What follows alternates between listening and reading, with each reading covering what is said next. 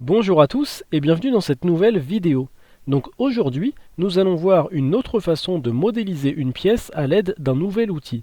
En effet, on m'a récemment fait parvenir une tablette graphique pour test et je me suis dit que ce serait intéressant de voir comment cet outil peut nous aider en modélisation 3D.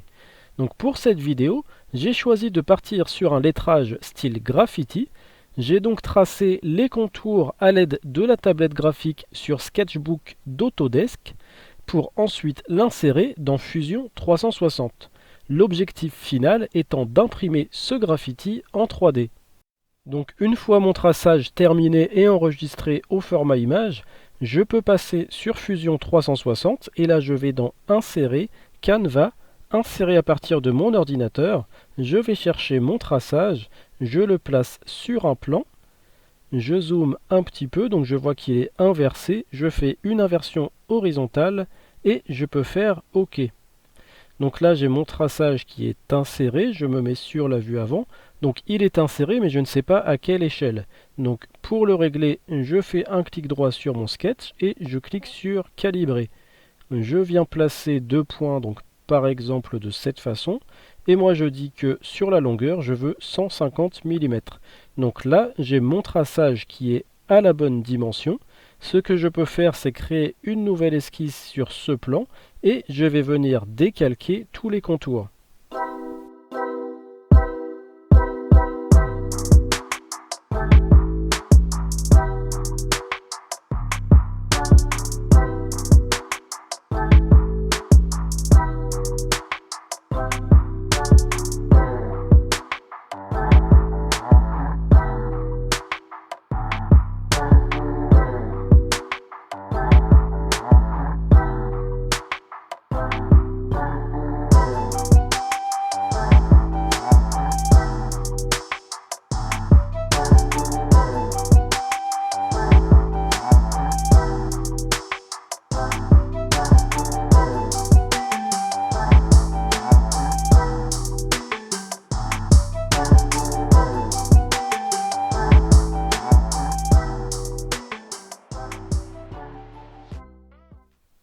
Donc une fois qu'on a terminé de décalquer, on peut quitter cette esquisse et cette esquisse, on va pouvoir l'extruder.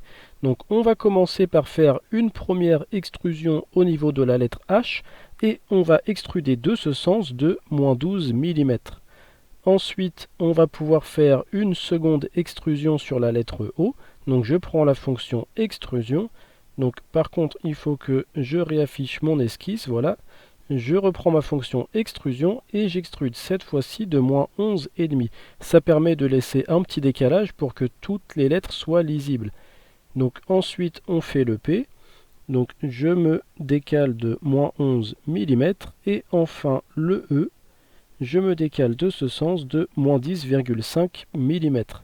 Donc une fois que les 4 extrusions sont faites, on peut cacher le sketch et l'esquisse pour qu'on ait un aperçu du résultat final. Donc le résultat est plutôt satisfaisant. On va maintenant pouvoir passer à l'impression 3D. Donc qui dit impression 3D dit fichier STL. Donc pour le générer, je vais dans Fichier et Impression 3D. Je sélectionne le corps que je souhaite exporter et je fais OK. Donc je peux le nommer, je vais l'appeler Graffiti Hop et je fais enregistrer. Donc maintenant je peux passer sur Cura. Une fois importé sur Cura, je peux faire découper. Donc je vois qu'il y a 2h59 d'impression et 41 grammes de matière. Donc ça me paraît correct, on peut passer à l'impression.